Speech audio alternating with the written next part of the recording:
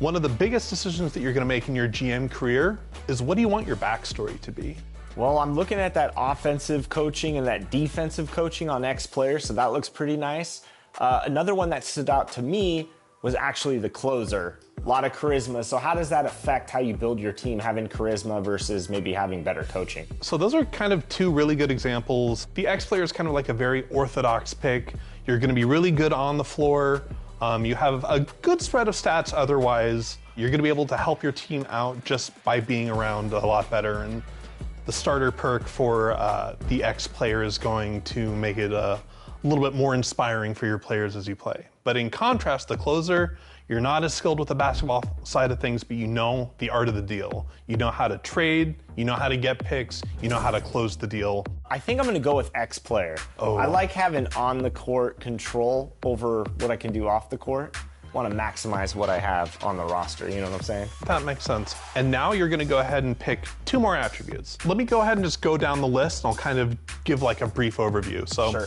Offense and defense are pretty much exactly what you'd expect. They actually just help out your players' attributes as you play. Sports medicine is actually going to help a lot with development, but also injuries. Your players are going to get injured less often, and when they do get injured, it's going to be less severe and take less time to heal. So definitely very good to have. Business is also going to be really relevant for how you manage your org. How do you deal with the governor? How do you deal with the CFO? From there, we have charisma. That is basically exactly like we discussed, the art of the deal.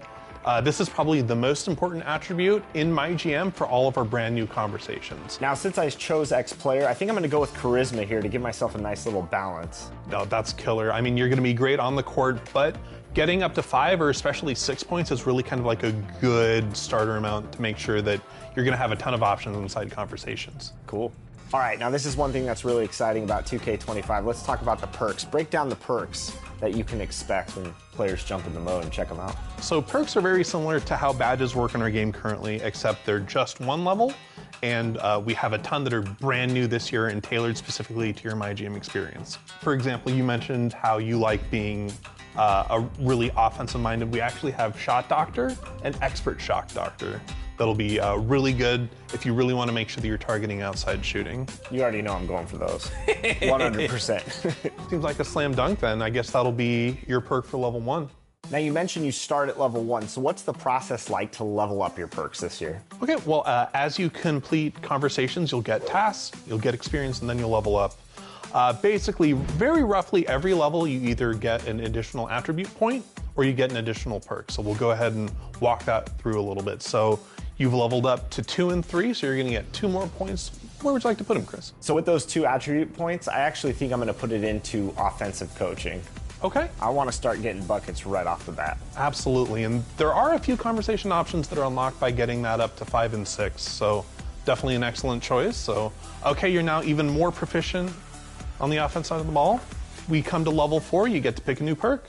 What would you like? There's a lot of choices to choose from, Jeff. I think what I want to do is perimeter defense.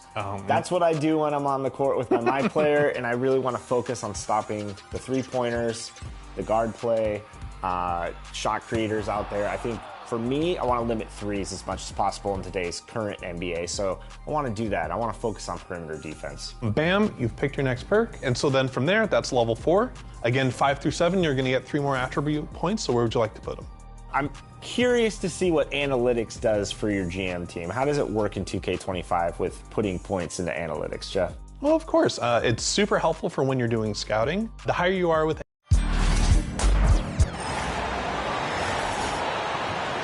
Let's meet your Phoenix Suns!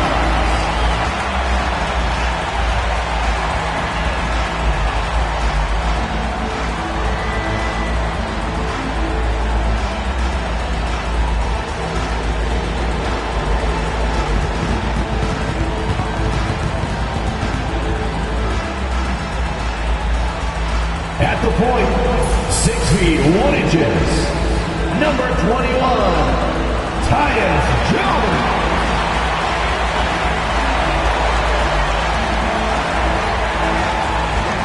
The man in the middle at 7 foot 0 inches, number 20, Yusuf Nurkic. Trying to get a beat for the low. the more you're going to be able to scout and scout more accurately.